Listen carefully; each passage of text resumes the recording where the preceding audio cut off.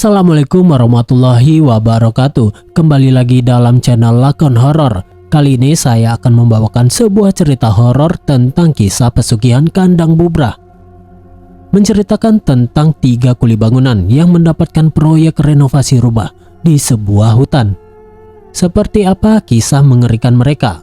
Sebelum kita mulai ceritanya, jangan lupa untuk like, komen, dan subscribe, serta aktifkan lonceng notifikasinya agar tidak ketinggalan untuk cerita horor lainnya. Mari langsung saja kita langsung masuk ke ceritanya. Asep duduk di belakang motor ojek dengan perasaan tidak nyaman. Jalanan berbatu membuat tubuhnya terguncang berkali-kali. Pikirannya melayang pada istrinya yang sedang hamil tua di kampung. Dia butuh uang dan pekerjaan renovasi villa ini adalah satu-satunya harapan cepat. Tiba-tiba, tukang ojek mengerem mendadak di perbatasan jalan aspal dan jalan tanah yang masuk ke dalam hutan lebat. "Sudah Kang, saya hanya berani antar sampai di sini saja," kata tukang ojek itu sambil mematikan mesin, tapi tidak turun dari motornya. Asep turun dan memandang jalan gelap di depan. "Loh Mang, katanya diantar sampai lokasi. Ini masih jauh. Hutan semua isinya. Saya bawa tas berat begini." Tukang ojek itu menggeleng kuat. "Maaf Kang Asep, sesuai perjanjian awal, kalau masuk ke area hutan lindung ini saya tidak mau. Uangnya ambil saja kembaliannya, saya tidak minta lebih. Di dalam sana itu tidak ada siapa-siapa, cuma hutan dan bekas kebun teh tua. Tapi saya ada kerjaan di sana Mang, katanya ada villa yang mau direnovasi." Asep mencoba meyakinkan, berharap tukang ojek itu berubah pikiran. "Villa?" Tukang ojek itu mengernyitkan dahi, ekspresinya berubah menjadi takut. "Saya sudah puluhan tahun narik ojek di sini, Kang. Memang ada bangunan tua di sana, tapi orang sini tidak ada yang berani mendekat, apalagi menyebutnya villa. Pokoknya saya tidak berani. Akang hati-hati saja. Kalau mau pulang, jangan lewat hutan ini malam-malam." "Kenapa, Mang? Ada apa sebenarnya di sana?" tanya Asep penasaran. Tukang ojek itu menatap Asep sebentar. "Cerita lama, Kang. Katanya dulu ada orang kaya yang tinggal di sana, tapi hilang begitu saja. Sekarang orang desa bilang tempat itu angker. Saya tidak tahu detailnya, tapi lebih baik Akang cari kerjaan lain. Saya butuh uangnya, Mang. Istri saya lagi hamil, hutang menumpuk. Saya harus lanjut," kata Asep tegas. Tukang ojek itu menghela nafas. "Ya sudah, terserah Akang, saya doakan selamat. Jangan lupa bawa air minum, jalanannya panjang."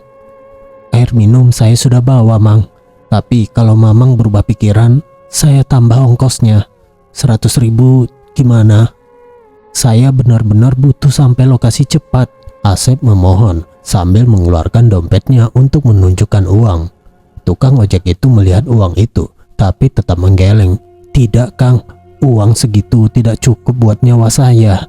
Saya pernah dengar cerita dari teman ojek lain. Dia bilang dulu ada yang masuk ke sana malam hari, pulangnya sudah gila.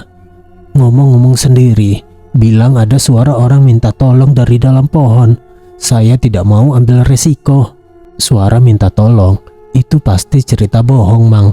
Saya orang kota, tidak percaya yang begitu. Lagian ini siang hari, matahari masih terang," kata Asep sambil tertawa kecil untuk menyembunyikan kegelisahannya. Tukang ojek itu tidak ikut tertawa. "Siang atau malam sama saja di hutan itu, Kang. Pohonnya rapat, cahaya susah masuk, dan cerita itu bukan bohong. Teman saya itu sekarang tinggal di kampung bawah. Kalau Akang mau tanya langsung, namanya Pak Udin. Saya tidak ada waktu tanya-tanya, Mang. Saya harus cepat sampai. Kalau Mamang tidak mau ya sudah. Terima kasih sudah mengantarkan saya di sini," kata Asep akhirnya menyerah. "Baik Kang, hati-hati ya. Kalau ada apa-apa, ingat jalan pulangnya. Jangan nyasar ke arah sungai. Di sana tanahnya becek dan banyak ular," nasihat tukang ojek itu sebelum memutar balik motornya. Tanpa menunggu jawaban Asep lagi, tukang ojek itu memutar balik motornya dan melaju kencang meninggalkan debu. Asep menghela nafas panjang, memperbaiki posisi tas ranselnya yang berisi palu, gergaji, dan pakaian, lalu mulai melangkah masuk ke dalam hutan. Pohon-pohon besar menjulang tinggi menghalangi cahaya matahari sore, membuat suasana menjadi remang-remang padahal belum malam. Selama perjalanan, Asep mendengar suara angin bertiup melalui daun-daun. Kakinya mulai lelah setelah berjalan setengah jam. Dia berhenti sebentar untuk minum air dari botolnya. Ini hutan apa sih? Kok sepi sekali? Tidak ada suara burung, gumam Asep sendirian. Dia melanjutkan jalan, tapi perasaannya semakin tidak enak. Setiap langkah terasa lebih berat. Asep melihat jam tangannya, sudah hampir pukul 4 sore. Masih ada waktu sebelum gelap. Villa itu katanya 1 jam jalan kaki dari sini, kata Asep pada dirinya sendiri untuk memberi semangat. Dia mengeluarkan peta sederhana yang diberikan oleh pemberi kerja melalui pesan singkat. Peta itu hanya garis lurus dengan tanda villa di ujungnya. Tiba-tiba Asep mendengar suara ranting patah di belakangnya. Dia berhenti dan menoleh. "Siapa di sana?" teriak Asep. Tidak ada jawaban, hanya angin yang bertiup lagi. "Mungkin monyet atau hewan lain," gumam Asep lagi. Dia mempercepat langkahnya. Setelah berjalan 10 menit lagi, Asep merasa haus lagi. Dia duduk di sebuah batu besar di pinggir jalan tanah. "Kenapa hutan ini terasa dingin sekali, padahal di luar panas?" kata Asep sambil menggosok lengannya. Dia mengeluarkan ponselnya untuk menghubungi istrinya, tapi tidak ada sinyal. Tidak ada sinyal. Bagus deh, kalau istriku tahu hutannya begini pasti dia khawatir, gumamnya. Asep bangkit lagi dan melanjutkan perjalanan. Jalanan tanah mulai menanjak, membuat nafasnya terengah-engah. Ini tanjakan apa lagi?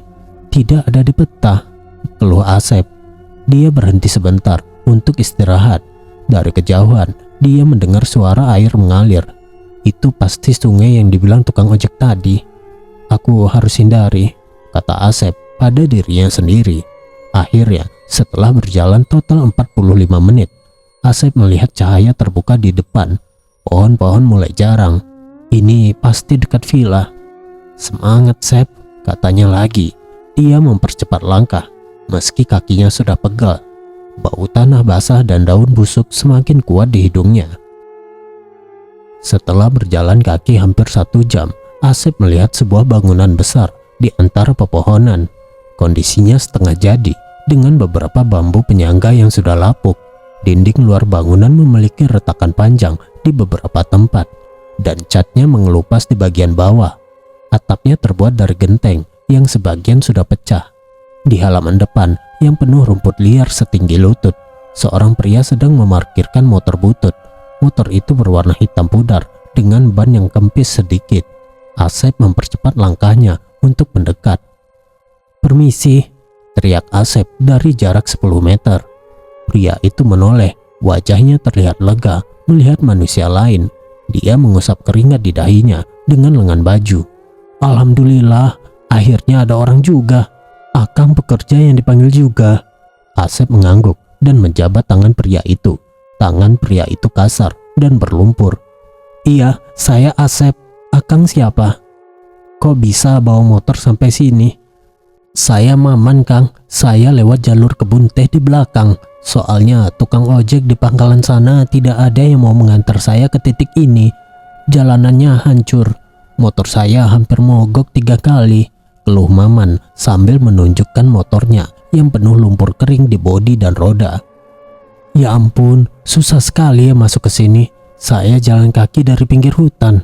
Tukang ojek saya juga berhenti di situ. Katanya tidak berani masuk.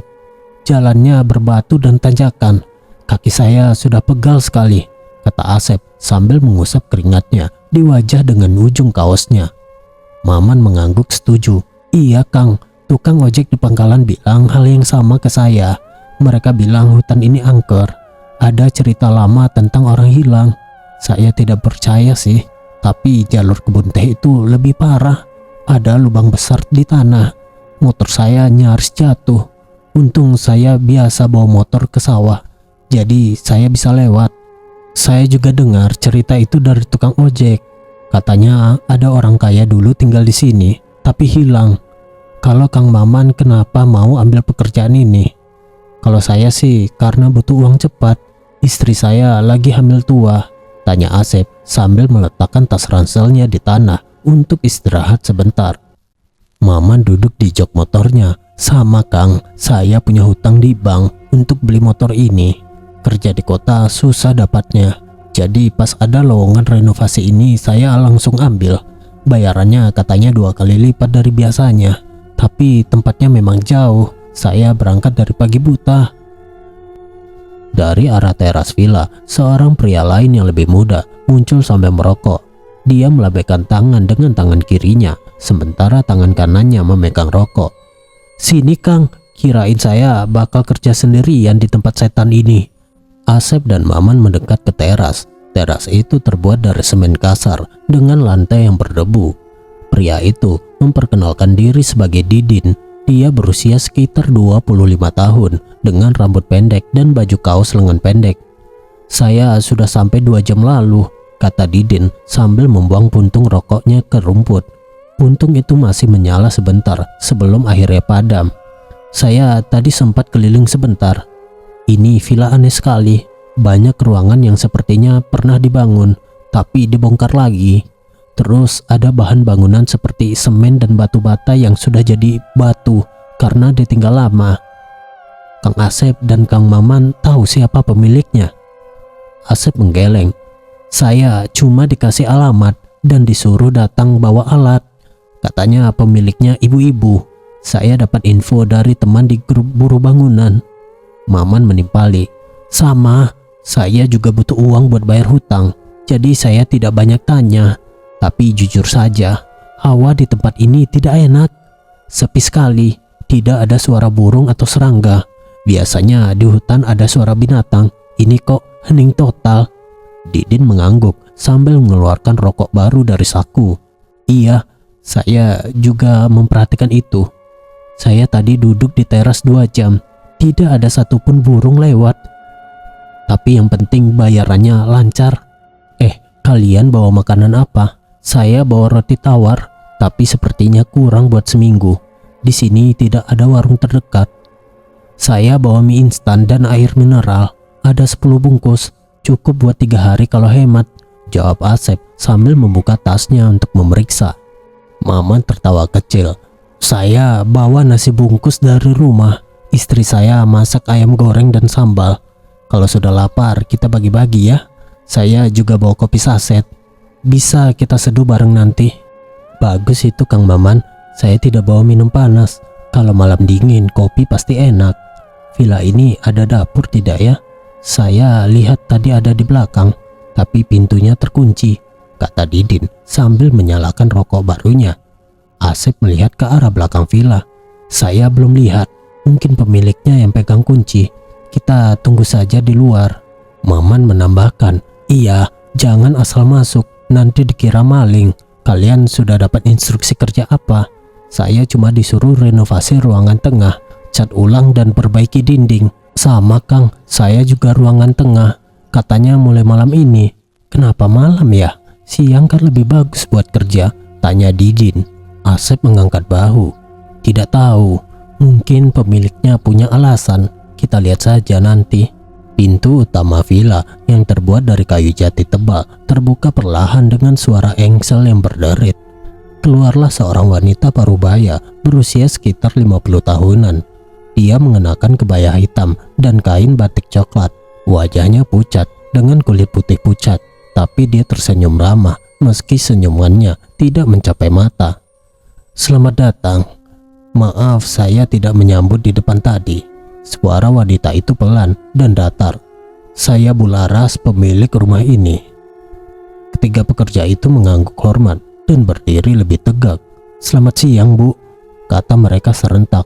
Bularas melihat ke arah mereka satu persatu. Terima kasih sudah datang. Saya lihat kalian sudah saling kenal. Bagus. Iya Bu, kami baru bertemu di sini, kata Asep. Langsung saja ya, kata Bularas sambil menatap mereka satu persatu. Tatapannya tajam dan dingin membuat mereka sedikit tidak nyaman. Suami saya meninggal setahun yang lalu. Renovasi ini terhenti karena beliau sakit. Sekarang saya ingin melanjutkannya. Tapi saya punya satu aturan mutlak yang harus kalian patuhi. Aturan apa itu, Bu? Tanya Asep langsung. Kalian hanya boleh bekerja di malam hari, mulai jam 8 malam sampai jam 4 pagi. Siang hari kalian harus tidur atau istirahat di kamar yang sudah saya sediakan. Tidak boleh ada suara palu atau gergaji di siang hari. Jelas Bu Laras dengan suara tegas. Maman mengangkat tangan seperti murid di kelas. Maaf Bu, kenapa harus malam?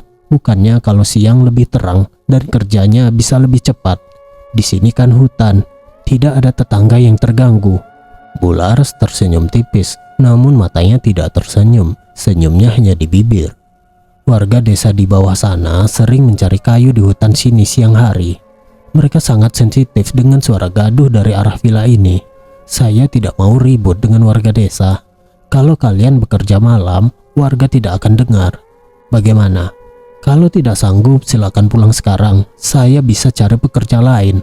Asep, Maman, dan Didin saling berpandangan sebentar. Asep melihat ke Maman, Maman ke Didin. Kami sanggup, Bu, jawab Asep mewakili teman-temannya setelah mereka mengangguk setuju. Bagus. Makanan dan kopi sudah saya siapkan di dapur belakang.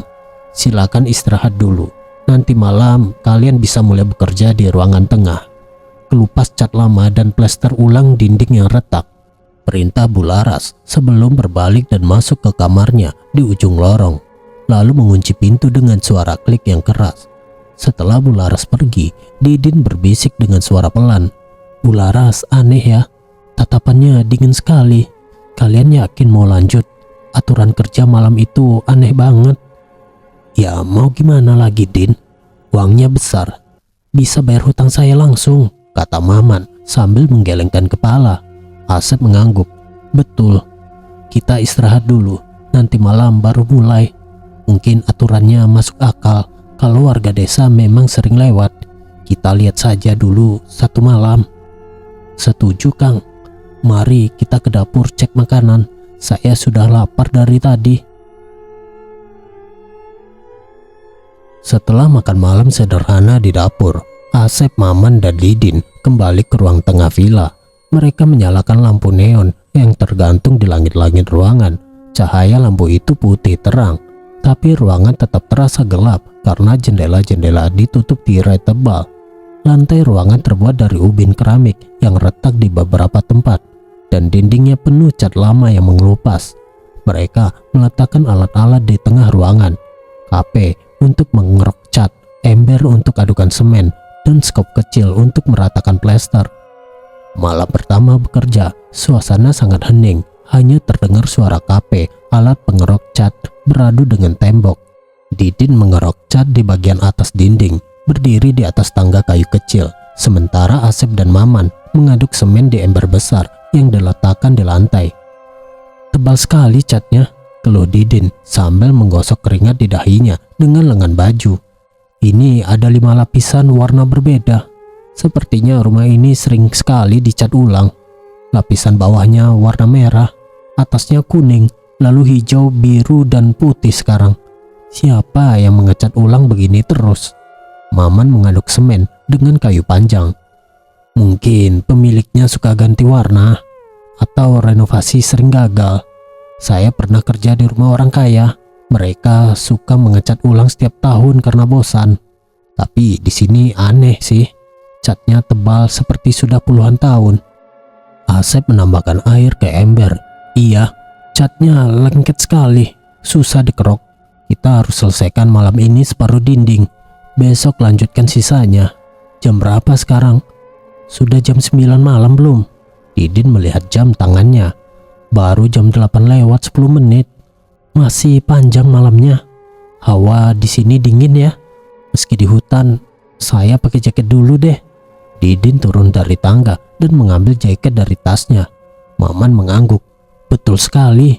Dingin. Tidak seperti di hutan biasa. Di sawah malam hari saja lebih hangat.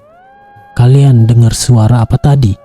Kayak angin tapi tidak ada jendela terbuka. Saya tidak dengar apa-apa, kata Asep sambil terus mengaduk. Mungkin angin dari celah dinding. Ayo lanjut. jangan banyak ngobrol. Nanti Bu Laras marah kalau kita kerja lambat. Didin naik tangga lagi dan melanjutkan mengerok. Bu Laras itu orangnya gimana ya? Tadi siang tatapannya dingin, seperti tidak suka kita di sini. Kalian memperhatikan tidak? Dia jarang keluar kamar. Mungkin dia tidur siang tadi. Maman tertawa kecil. Mungkin dia takut hantu. Tempat ini kan katanya angker. Tukang ojek tadi bilang begitu. Saya sih tidak percaya. Tapi kalau malam begini mulai ragu. Jangan bahas hantu man, saya gampang takut, kata Didin sambil mengerok lebih keras. Debu cat jatuh ke lantai. Asep mendekat untuk membantu mengerok bagian bawah dinding. Dia mengambil KP cadangan dari tasnya dan mulai menggosok dinding. Tiba-tiba KP Asep membentur sesuatu yang keras di balik plesteran semen. Sebuah batu bata merah pecah dan jatuh ke lantai, meninggalkan lubang kecil di dinding. Hati-hati Kang, dindingnya rapuh, tegur Maman sambil berhenti mengaduk dan mendekat. Asep berjongkok untuk memungut pecahan bata itu, tapi matanya menangkap benda kecil berwarna putih yang tertanam di antara pecahan bata. Dia memungutnya dengan hati-hati dan mendekatkannya ke lampu neon di atas kepalanya. Benda itu berbentuk bulat dan permukaannya kasar. Astaga!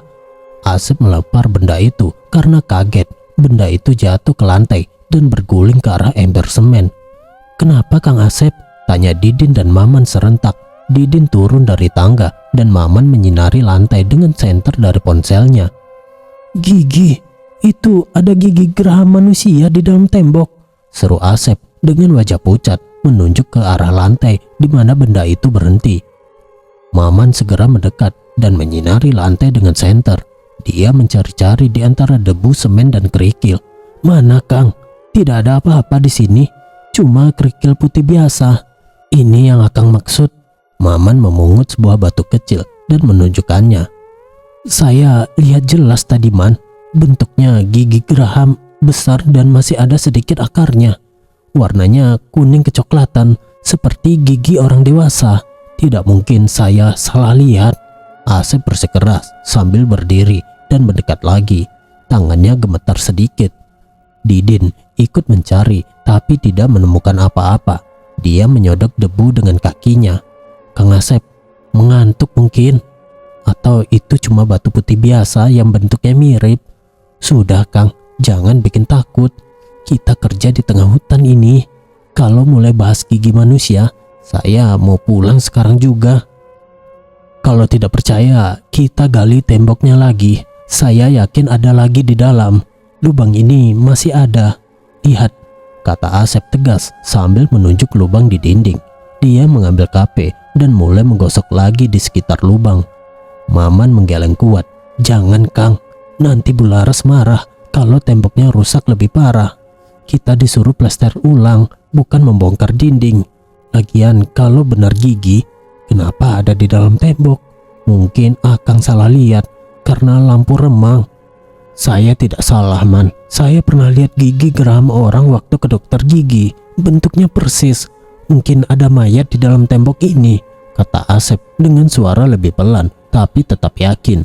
Didin tertawa gugup. Mayat, jangan lebay Kang. Ini rumah biasa, bukan kuburan. Mungkin cuma sampah bangunan lama. Ayo lanjut kerja, jangan buang waktu. Maman mengangguk. Betul Din, kalau kita debat terus, kerja kita tidak selesai. Besok pagi Bu Laras pasti meriksa dan bisa-bisa bayaran kita dipotong.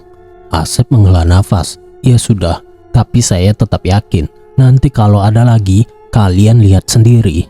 Mereka kembali ke pekerjaan masing-masing. Didin menaiki tangga lagi, Maman mengaduk semen, dan Asep mengerok bagian lain dari dinding. Beberapa menit kemudian, suara KP kembali terdengar ritmis. Tiba-tiba, Didin berhenti mengerok. Kalian dengar suara? Seperti orang bernafas di balik dinding. Maman mendengar. Tidak ada, mungkin angin. Jangan tambah cerita aneh, Din. Asep tidak berkomentar, tapi dia mempercepat kerjaannya.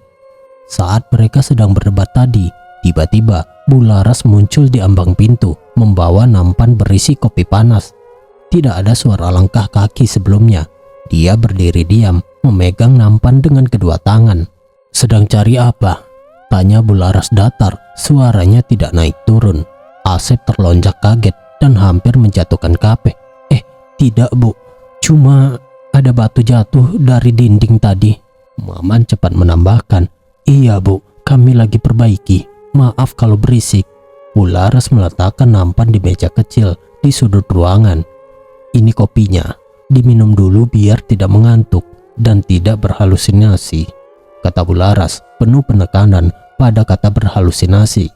Matanya menatap Asep lebih lama daripada yang lain. "Terima kasih Bu," kata Didin sambil mengambil cangkir pertama. Bularas mengangguk sekali, lalu berbalik dan kembali menghilang ke dalam kamarnya yang gelap di ujung lorong. Pintu ditutup dengan suara klik kunci.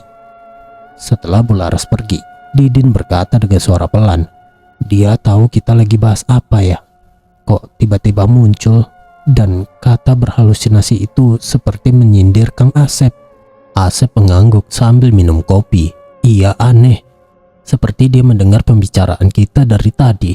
Kamarnya kan jauh di ujung." Maman menyeruput kopinya. "Mungkin dindingnya tipis, suaranya tembus, atau dia punya CCTV. Sudah, jangan dipikirkan. Kopinya enak, masih panas. Minum dulu, lalu lanjut bekerja." Didin setuju. "Betul, saya sudah haus dari tadi mengerok. Kalau malam ini selesai separuh, besok lebih ringan." Asep tetap diam, tapi dia minum kopi sambil sesekali melihat ke lubang di dinding. Mereka melanjutkan kerja sampai pagi. Tapi Asep tetap yakin dengan apa yang dilihatnya. Setiap kali mengerok, dia hati-hati memeriksa debu yang jatuh, tapi tidak ada penemuan lagi malam itu. Setelah istirahat siang di kamar yang disediakan, Asep, Maman, dan Didin bangun sekitar jam 7 malam. Mereka pergi ke dapur untuk minum kopi yang sudah disiapkan Bularas. Dapur itu kecil dengan meja kayu dan kompor gas sederhana. Mereka duduk di kursi plastik sambil makan roti tawar yang dibawa Didin. "Malam ini kita pasang plafon di ruang tengah," kata Asep sambil menyeruput kopi. "Saya lihat bahan kayunya sudah ada di gudang belakang. Kita ukur dulu panjangnya." Maman mengangguk. "Iya Kang, plafon lama sudah lapuk. Banyak lubang di sana. Kalau hujan pasti bocor. Kita butuh paku dan palu juga." Didin menambahkan, "Saya bawa obeng dari tas. Mungkin perlu untuk kencangkan baut.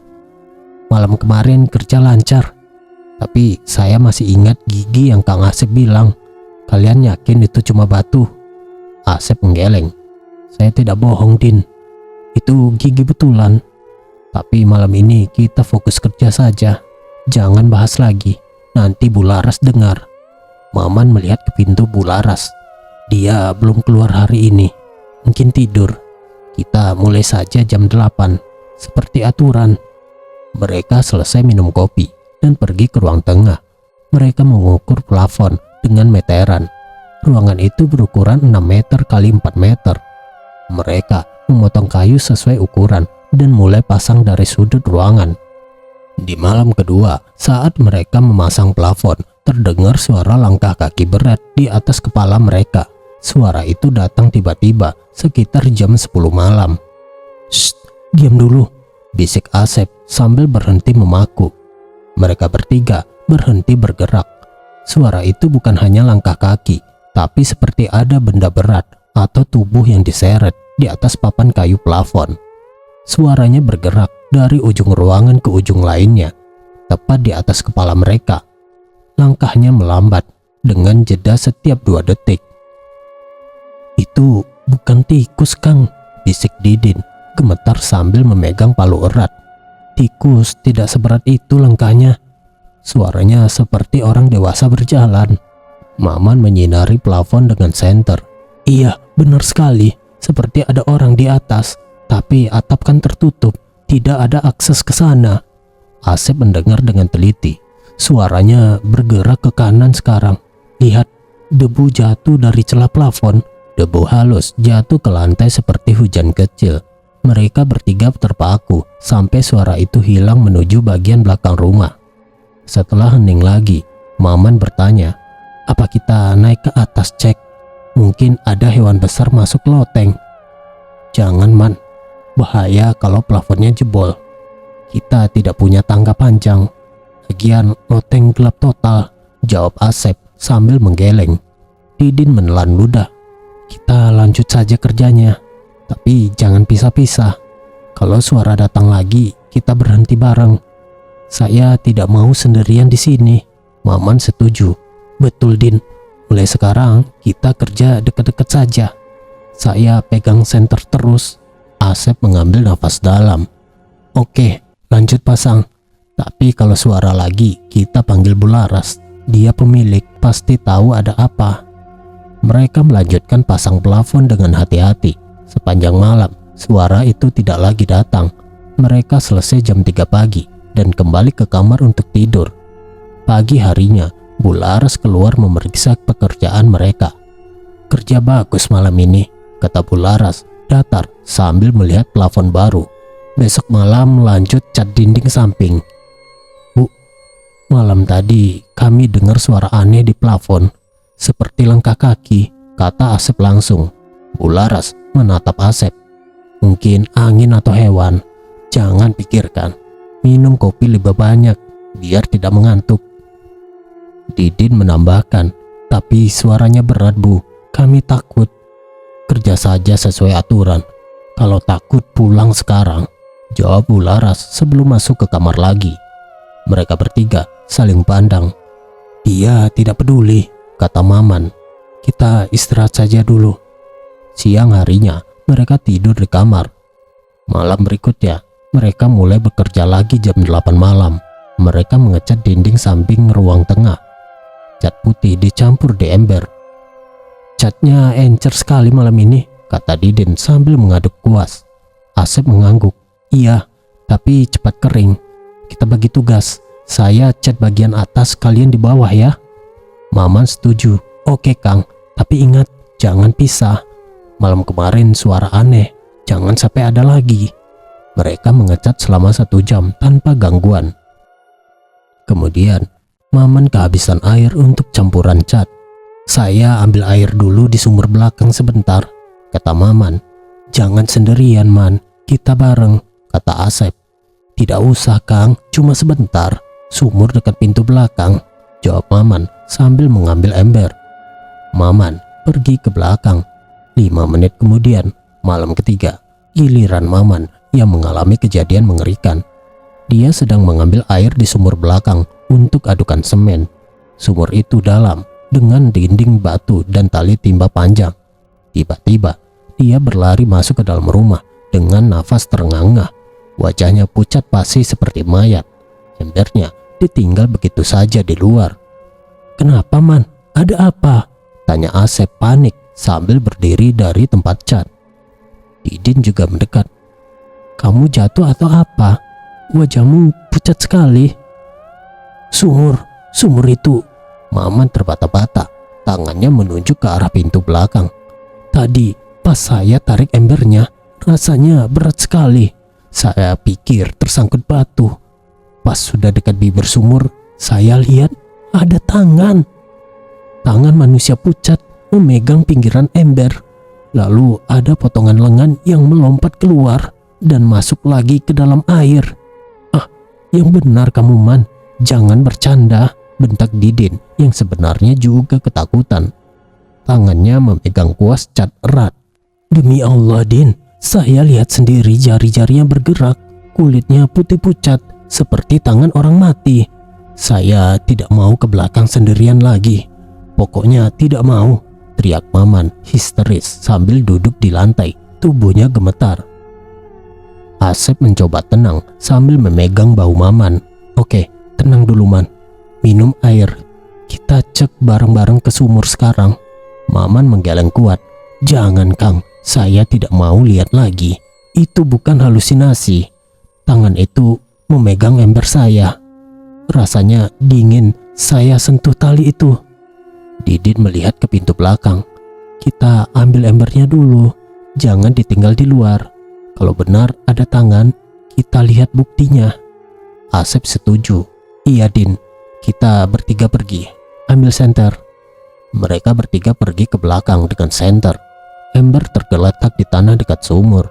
Airnya tumpah setengah. Mereka menyinari sumur, tapi airnya gelap dan tidak ada apa-apa di permukaan.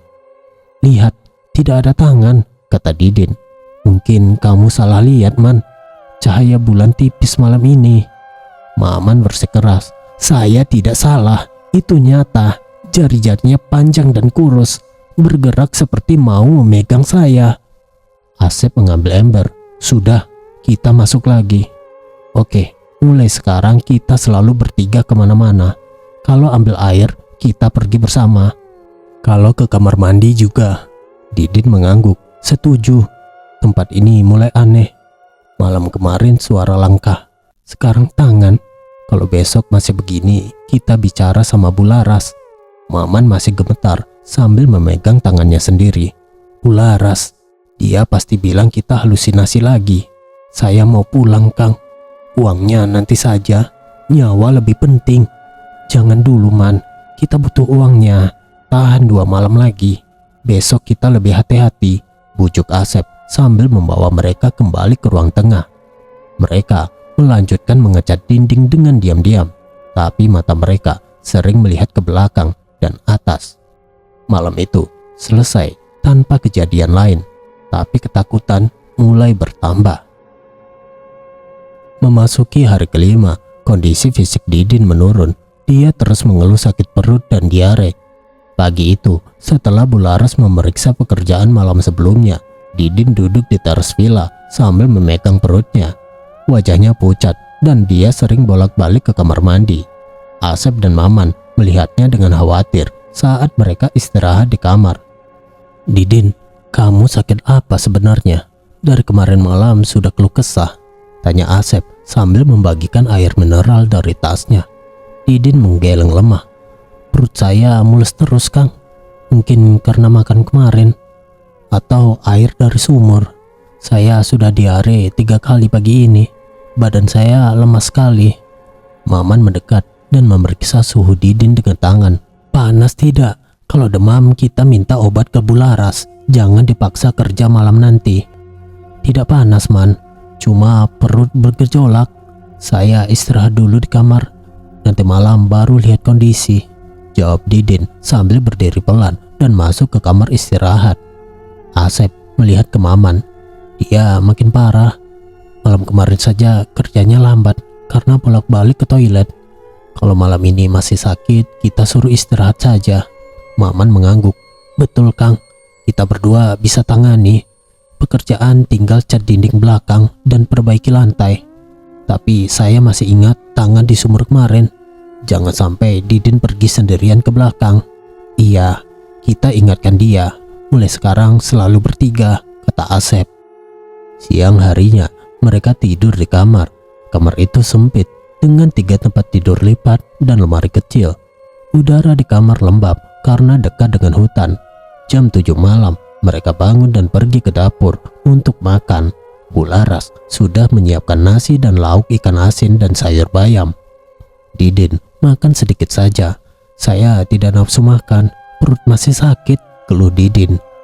"Makan sedikit, Din, biar ada tenaga kerja malam ini," bujuk Maman sambil menyedokkan nasi ke piring Didin. "Baik, saya coba, tapi kalau mules lagi maaf kalau bolak-balik," kata Didin. Asep menambahkan, "Tidak apa, Din.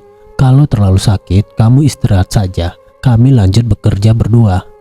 "Tidak, Kang. Saya masih kuat. Uangnya penting buat keluarga saya," jawab Didin dengan tegas. Mereka selesai makan dan mulai bekerja jam 8 malam di ruang belakang. Mereka mengecat dinding yang retak dan memperbaiki lantai ubin yang pecah. Lampu neon menyinari ruangan, tapi sudut-sudut tetap gelap. Malam itu, saat sedang bekerja, Didin pamit ke kamar mandi. Dia sedang memegang kuas cat ketika perutnya berbunyi lagi. "Saya mules sekali, Kang. Kalian lanjut dulu ya. Saya ke toilet sebentar," kata Didin sambil memegangi perutnya dengan tangan kiri. "Mau ditemani tidak?" tawar Maman yang masih trauma dari kejadian sumur. "Tidak usah, cuma di lorong dekat dapur kok," jawab Didin lalu berlari kecil ke arah lorong. Asep dan Maman melanjutkan cat dinding. Semoga Didin cepat balik. Malam ini dingin sekali, kata Asep sambil mengoleskan cat. Maman mengangguk. Iya Kang, saya khawatir dia sendirian. Ingat aturan kita, selalu bertiga. 5 menit lagi kalau tidak balik kita susul, kata Asep. Namun 1 jam berlalu, Didin tidak kembali. Asep melihat jam tangannya. Sudah 1 jam man, Didin mana? Kita susul. Maman berdiri. Iya Kang, mungkin dia pingsan di toilet. Asep dan Maman menyusul ke kamar mandi, tapi kosong. Pintu kamar mandi terbuka dan lampu mati. Mereka menyalakan senter dan memeriksa di dalam, tapi tidak ada tanda Didin. Didin tidak ada di sini.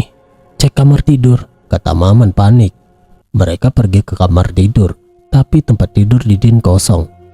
Baju gantinya masih tergantung di lemari. Mereka mencari ke dapur, bahkan ke halaman depan, tapi Didin tidak ada.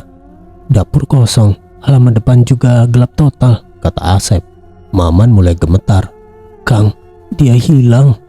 Kita cari dulu Warman, mungkin dia keluar sebentar karena sakit parah. Mereka keluar dengan senter, memanggil-manggil nama Didin. Didin, kamu di mana? Teriak mereka serentak sambil menyinari rumput liar di halaman. Asep berteriak lagi. Didin, jawab kalau dengar, kami khawatir. Maman menambahkan, Din, kalau kamu di hutan, balik sini, jangan sendirian. Tidak ada jawaban, hanya suara angin bertiup pelan di pohon-pohon. Mereka mencari di sekitar villa selama 20 menit, tapi tidak ada jejak. Kaki mereka basah karena embun di rumput. Kita masuk dulu man, dingin di luar. Besok pagi kita tanya Bu Laras, kata Asep akhirnya. Maman setuju. Iya Kang, mungkin Didin pulang diam-diam, tapi aneh, tidak pamit. Mereka kembali ke dalam dan mencoba tidur, tapi sulit karena khawatir. Pagi harinya, saat Bu Laras datang memeriksa pekerjaan, Asep langsung bertanya. Bu Laras berdiri di ruang belakang melihat dinding yang baru dicat. Bu, Didin kemana ya? Semalam dia izin ke kamar mandi, tapi dia tidak balik lagi, kata Asep dengan suara tegas. Maman menambahkan, kami cari semalaman tapi tidak ada. Apa ibu tahu dia di mana? Bu Laras menjawab dengan santai, tanpa ekspresi kaget. Matanya tetap datar. Oh Didin, tadi subuh-subuh sekali dia pamit pulang. Katanya ada urusan keluarga mendadak yang sangat penting. Dia menitip pesan supaya kalian selesaikan sisanya berdua. Nanti bayaran Didin saya kasih ke kalian. Asep terkejut. Pamit subuh? Kami tidak dengar suara apa-apa Bu. Dan dia sakit perut. Mana mungkin dia pulang malam-malam? Bu Laras mengangguk. Dia bilang urusan darurat. Keluarganya menelpon katanya. Saya tidak tanya detail. Kerja saja. Lanjut malam ini. Maman bertanya lagi. Bu, dia pulang naik apa? Motor Maman kan di depan, tidak bergerak. Dan hutan gelap, bahaya. Saya tidak tahu. Mungkin jalan kaki pinggir hutan dan naik ojek. Sudah, jangan banyak tanya. Istirahat dulu, kata Bu Laras sebelum pergi ke kamarnya. Asep dan Maman kembali ke kamar istirahat mereka. Maman langsung menunjuk ke sudut ruangan. Kang Asep, lihat itu, bisik Maman dengan suara pelan. Di sudut ruangan, tas ransel besar milik Didin masih tergeletak. Dompet, jaket, dan sepatu kerjanya masih ada di sana. Dompetnya terbuka sedikit, menunjukkan kartu identitas Didin. Kalau dia pulang karena urusan mendadak, kenapa barang-barangnya ditinggal? Dompetnya juga ada di sini, Kang. Dia pulang naik apa? Jalan kaki tanpa sepatu, tanpa uang. Suara Maman bergetar, menahan tangis. Asep memeriksa tas Didin. Iya, Pan. Ponselnya juga masih di tas. Baterainya penuh. Kalau urusan keluarga, pasti bawa ponsel. Ada yang tidak beres, Man. Maman duduk di tempat tidur. Bu Laras pasti dia tahu sesuatu. Mungkin Didin hilang karena hal aneh di rumah ini. Ingat gigi, suara langkah, dan tangan di sumur. Asep setuju. Betul, kita harus cari Didin malam ini. Kita keliling hutan sekitar villa, bawa senter dan pisau dari alat kerja. Maman ketakutan. Jangan, Kang. Kalau kita ribut, dia usir kita tanpa bayaran. Dan hutan malam hari bahaya. Mungkin ada binatang atau sesuatu yang lain. Kita tidak bisa tinggal diam saja, Min. Didin teman kita. Kalau kita ketemu malam ini, besok pagi kita kabur. Ambil uang kita dan pergi, kata Asep serius. Maman menghela nafas. Baik, Kang, tapi kita hati-hati. Jangan bilang Bu Laras rencana kita. Asep mengangguk. Setuju, sekarang istirahat dulu, simpan tenaga malam ini. Setelah istirahat siang yang gelisah, Asep dan Maman bangun sekitar jam 7 malam. Mereka pergi ke dapur untuk minum kopi dan makan mie instan yang dibawa Asep. Dapur tetap seperti biasa, dengan meja kayu dan termos kopi yang disiapkan Bu Laras. Mereka duduk diam-diam, pikiran mereka penuh dengan hilangnya Didin. Kita malam ini selesaikan tembok belakang saja, Man. Setelah itu kita kabur subuh-subuh, kata Asep sambil mengaduk mie di mangkuk. Maman mengangguk sambil menyeruput kopi. Iya, Kang, saya tidak tahan lagi di sini. Didin hilang begitu saja. Bu Laras bohong. Malam ini kita cari dia dulu sebelum kerja. Setuju. Kita keliling villa dan pinggir hutan sebentar. Bawa senter dan palu buat jaga-jaga, jawab Asep. Mereka selesai makan dan keluar ke halaman depan dengan senter. Malam itu gelap total, tanpa bulan atau bintang karena awan yang tebal. Mereka memanggil nama Didin lagi. Didin, Din, kalau kamu dengar jawab. Maman menambahkan, Din, kami di sini, keluar kamu jangan sembunyi. Tidak ada jawaban. Mereka mencari di semak-semak sekitar villa selama 30 menit, tapi tidak ada jejak. Kaki mereka lelah karena tanah yang becek. Tidak ada, Man. Mungkin dia benar-benar hilang. Kita mulai kerja sekarang. Jam 8 sudah lewat, kata Asep dengan suara yang kecewa. Maman menghela nafas. Baik, Kang, tapi kalau ada yang aneh lagi, kita lari. Jangan tunggu selesai. Mereka masuk ke belakang dan mulai bekerja. Ruangan itu sempit dengan dinding yang berlubang besar di tengah. Mereka mengaduk semen di ember dan menyiapkan batu bata baru. Malam terakhir, Asep dan Maman bekerja dengan kecepatan gila. Mereka ingin segera menyelesaikan satu tembok terakhir di ruang belakang yang berlubang. Asep memasang batu bata, sementara Maman mengaduk semen dan mengangkat bahan. Cepat, Man, tambah lubang ini dulu. Semennya jangan terlalu encer, kata Asep sambil menekankan batu bata ke dinding. Maman mengaduk lebih cepat. Iya, Kang, tapi tangan saya masih gemetar dari tadi. Saya ingat tangan di sumur itu. Jangan dipikirin terus, Man. Fokus kerja. Setelah ini kita minta bayaran ke Bu Laras dan pergi, jawab Asep. Bau amis darah tiba-tiba tercium sangat menyengat, padahal tidak ada bangkai binatang di ruangan. Bau itu datang dari dinding yang mereka kerjakan. Kang, bau apa ini? Seperti darah segar, kata Maman sambil menutup hidung dengan tangan. Asep menghirup udara. Iya, amis sekali. Mungkin ada tikus mati di balik dinding. Lanjut saja, jangan hentikan. Maman sedang mengaduk semen ketika dia melihat tembok di depannya bergetar. Getarannya pelan dulu, lalu lebih kuat. Satu batu bata kembali jatuh dari lubang yang sedang ingin mereka tambal. Batu bata itu jatuh ke lantai dengan suara dentum. Kang, lihat lubang itu, kata Maman kaku sambil menunjuk dengan skop semen. Asep menoleh dari embernya. Apa, Man? Tembok bergetar. Mungkin angin dari luar. Tidak, Kang, lihat dalam lubangnya. Ada yang bergerak, jawab Maman dengan suara gemetar. Dari lubang bekas batu bata yang jatuh itu, dia melihat sesuatu yang bergerak. Asep mendekatkan wajahnya perlahan ke lubang. Dia menyalakan senter ponsel untuk melihat lebih jelas. Di dalam lubang gelap itu, ada sebuah bola mata manusia yang besar. Bola mata itu hidup, berkedip, dan pupilnya bergerak-gerak menatap Asep dengan sorot mata yang jahat. Bola mata itu berputar pelan, seperti mengikuti gerakan Asep. Astaga, itu mata manusia, Man. Hidup, teriak Asep sambil mundur cepat. Maman mendekat sebentar. Benar, Kang, saya lihat juga. Pupilnya gerak ke saya. Ini apa? Lari, Man, lari, teriak Asep sambil menarik tangan Maman. Mereka berdua berlari menuju pintu keluar ruangan. Asep meraih gagang pintu untuk membukanya. Gagang itu dingin dan keras dulu, tapi tiba-tiba berubah. Namun, gagang pintu logam itu berubah tekstur menjadi lunak. Asep menarik tangannya karena terkejut. Gagang pintu itu telah berubah menjadi potongan lengan manusia yang hangat, lembek dan berdarah. Jari-jari dari gagang pintu itu mencoba mencengkram tangan Asep.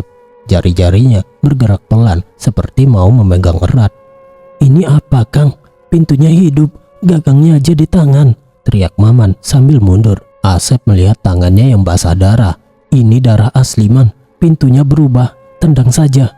Asep menendang pintu itu sekuat tenaga sampai jebol. Kayu pintu pecah di tengah dan mereka bisa lewat. Mereka berlari ke ruang tengah, tapi pemandangan di sana lebih mengerikan. Dinding-dinding rumah mulai berdenyut seperti bernafas. Permukaan dinding naik turun pelan. Warna cat putih berubah menjadi warna kulit manusia yang memar dengan bintik biru dan merah. Kaki-kaki meja kayu berubah menjadi kaki manusia sungguhan yang berdiri tegak dengan urat dan kulit kasar. Seluruh rumah itu seolah terbuat dari potongan tubuh manusia yang dijahit kasar. Jahitan hitam terlihat di dinding seperti benang tebal. "Kang, lihat dinding, itu kulit manusia dan meja punya kaki betulan," teriak Maman sambil terhenti sebentar karena kaget. Asep melihat ke meja. "Iya, Man, kaki mejanya gerak pelan. Ini bukan rumah lagi. Ini rumah makan manusia, Kang. Rumah ini hidup," teriak Maman sambil terus berlari menabrak apa saja di depannya.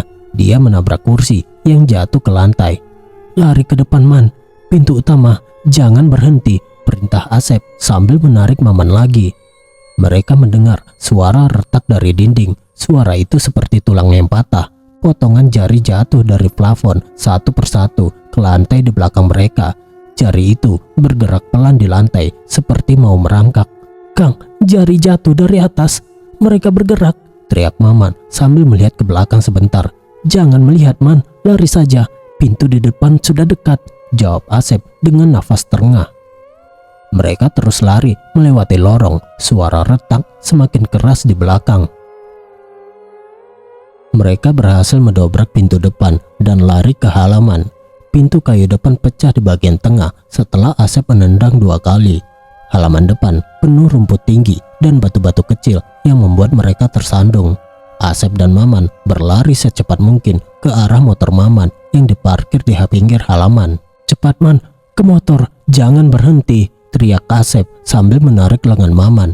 Maman melompat ke atas motornya sementara Asep naik di belakang. Tangan Maman gemetar hebat saat mencoba menyalakan mesin motor. Kuncinya masuk ke lubang, tapi tangannya slip 2 kali karena keringat. "Cepat, Man, nyalakan." Asep memukul pundak Maman panik sambil melihat ke belakang villa. "Saya coba, Kang. Tangan saya gemetar sekali. Mesinnya tidak langsung nyala," jawab Maman dengan suara bergemetar. Dari ambang pintu rumah yang kini terlihat seperti mulut raksasa yang menganga karena pintu pecah lebar. Bularas berdiri, wajahnya tidak lagi seperti manusia, tapi terlihat sangat tua dan mengerikan. Kulitnya keriput dalam, matanya hitam tanpa pupil, dan rambutnya acak-acakan panjang. "Kenapa buru-buru?" Suara Bularas terdengar menggema, bukan dari mulutnya, tapi dari seluruh penjuru hutan. Suaranya seperti datang dari pohon-pohon dan tanah. Asep menoleh ke Bularas. "Bu, ini apa? Rumahnya berubah. Kami tidak mau tinggal." Bularas tertawa pelan, suaranya masih menggema. "Kalian sudah tahu terlalu banyak. Rumah ini hidup karena nyawa-nyawa seperti kalian." "Apa maksud Ibu? Didin di mana?" tanya Asep sambil menoleh ke Bularas, matanya penuh ketakutan. "Didin sekarang bagian dari dinding. Dia memberi nyawa baru untuk rumah ini. Kalian juga akan seperti itu. Jangan pergi. Rumah butuh kalian sebagai tiang baru," jawab Bularas dengan suara dingin. Tangannya terlurur ke depan, tapi dia tidak bergerak dari pintu. Maman masih mencoba menyalakan motor. "Kang, dia bilang Didin di dinding. Itu pasti dia. Kita harus pergi sekarang." "Nyalakan motornya, Man. Demi Tuhan," Asep berteriak histeris sambil memukul pundak Maman lagi. Maman mengengkel motor dengan sisa tenaganya. Mesin motor menyala meraung setelah percobaan ketiga. "Nyala, Kang. Pegang erat." Tanpa pikir panjang, Maman menarik gas dalam-dalam. Motor melesat menembus jalan berbatu, menabrak semak belukar, menjauh dari villa neraka itu. Roda motor terguncang di batu-batu besar, membuat mereka hampir jatuh 2 kali. "Jangan pelan, Man. Gas terus," teriak Asep dari belakang. Maman mengangguk sambil fokus ke jalan. Iya Kang, tapi jalannya hancur. Saya ingat jalur kebun teh ini. Mereka tidak menoleh ke belakang sedikit pun, meski telinga mereka mendengar suara tawa melengking dan teriakan minta tolong yang mirip suara Didin. Suara itu datang dari arah villa, seperti, "Tolong Asep, Maman," tapi semakin menjauh. "Kang, itu suara Didin, dia minta tolong," kata Maman dengan suara gemetar sambil menarik gas lebih dalam. "Jangan dengar Man, itu pasti tipuan. Terus gas Man, jangan berhenti," teriak Asep sambil memegang pinggang Maman erat. Motor terus melaju melewati pohon-pohon gelap yang rapat di kedua sisi jalan. Cabang pohon menyentuh helm mereka dan akar pohon membuat motor loncat-loncat. Setelah 10 menit, mereka masuk ke jalur kebun teh tua yang penuh lubang. "Awas lubang di depan Man," peringat Asep. Maman memutar setir cepat. "Saya lihat Kang, motor hampir mogok tadi." Mereka terus lari selama 20 menit lagi. Nafas mereka terengah-engah dan keringat membasahi baju. "Kang, hutan ini panjang sekali. Saya ingat masuknya 1 jam, pulangnya juga," kata Maman. "Iya Man, tahan. Matahari sudah mulai terbit. Lihat cahaya di depan," jawab Asep. Setelah setengah jam, mereka keluar dari hutan dan tiba di jalan desa yang beraspal saat matahari mulai terbit. Cahaya matahari pagi menyinari jalan aspal yang halus. Mereka berhenti di pinggir jalan, muntah-muntah dan menangis karena trauma. Asep turun dari motor dan duduk di tanah, tangannya memegang kepala. "Kang, kita selamat, tapi Didin, dia hilang selamanya," kata Maman sambil menangis dan memeluk lututnya. Asep juga menangis. "Iya Man, rumah itu neraka. Kita hampir mati di sana. Saya tidak mau lagi ingat tentang tembok itu." Seorang tukang ojek lewat di jalan dan berhenti melihat mereka. "Kang, ada apa? Kalian dari hutan itu? Wajah kalian pucat sekali." Asep melihat tukang ojek. "Mang, tolong antar kami ke desa bawah. Kami baru kabur dari villa di hutan. Ada hal aneh di sana." Tukang ojek menggeleng. "Saya tahu itu. Orang desa bilang angker. Naik saja, saya antar gratis. Kalian butuh istirahat." Maman berdiri. "Terima kasih Mang. Motor saya tinggal di sini dulu. Nanti ambil lagi." Mereka naik motor tukang ojek dan pergi ke desa. Di desa, mereka istirahat di warung dan cerita singkat keluarga. "Jangan dekat villa itu lagi," kata Asep ke warga. Beberapa bulan kemudian, Asep mendengar kabar dari orang pintar di kampungnya. Asep pergi ke rumah orang pintar itu, seorang pria tua bernama Pak Haji yang tinggal di pinggir kampung. Rumahnya sederhana dengan banyak buku agama dan ramuan herbal. "Pak Haji, saya mau tanya tentang villa di hutan itu. Saya pernah kerja di sana dan hal aneh terjadi," kata Asep sambil duduk di kursi bambu. Pak Haji mengangguk. "Saya tahu ceritamu dari desa. Duduk dulu, minum teh. Cerita detailnya." Asep cerita panjang tentang gigi di tembok, suara langkah, tangan di sumur, hilangnya Didin, dan rumah berubah. "Pak, apa itu? Kami hampir mati." Pak Haji mendengarkan, diam. "Rumah itu adalah lokasi pesugihan kandang bubrah," kata orang pintar itu setelah Asep selesai. "Apa itu pesugihan kandang bubrah, Pak?" tanya Asep penasaran. Pak Haji meminum tehnya dulu. "Pesugihan kandang bubrah itu adalah ilmu hitam yang lama dari daerah sini. Biasanya mengharuskan pelakunya merenovasi rumah tiada henti sebagai syarat kekayaan. Mereka membangun ulang rumah terus-menerus untuk memuaskan setan yang memberi mereka harta." Asep mengangguk. "Bularas suruh kami merenovasi malam hari dan rumahnya setengah jadi terus." "Iya, tapi apa yang dilakukan Bularas sudah melampaui batas. Dia tidak hanya merenovasi rumah dengan bahan bangunan, tapi menjadikan nyawa manusia sebagai pondasi dan tembok agar dia bisa hidup abadi. Setan itu meminta tumbal manusia dan Bularas menjebak pekerja seperti kalian," jelas Pak Haji. "Berarti Didin..." Asep tidak sanggup melanjutkan, matanya berkaca-kaca. Pak Haji menggeleng sedih. "Iya, Didin tidak pernah pulang. Dia telah menjadi bagian dari dinding villa itu selamanya. Nyawanya diserap rumah itu untuk kekuatan Bularas. Kalian berdua beruntung lolos. Banyak pekerja sebelum kalian hilang begitu saja." Asep bertanya lagi, "Kenapa Bularas melakukan itu, Pak?" Dia bilang rumah butuh tiang baru agar tetap muda. Itu syarat pesugihan. Ularas mungkin sudah ratusan tahun umurnya, tapi tampak 5 tahun karena tumbal. Jangan pernah kembali ke sana. Kalau mau saya beri doa pengusir jin untuk kalian, kata Pak Haji. Terima kasih Pak, saya dan Maman trauma berat. Setiap malam mimpi mata di tembok, kata Asep. Pak Haji memberikan doa tertulis. Baca ini setiap malam. Dan beritahu Maman juga, kalian selamat karena Allah melindungi. Asep pulang dengan doa itu. Asep dan Maman bersyukur masih bisa melihat matahari, meski bayang-bayang mata di dalam tembok itu akan menghantui mereka seumur hidup. Mereka tidak pernah cerita detail ke orang lain, tapi selalu mengingatkan warga desa untuk menjauhi hutan itu.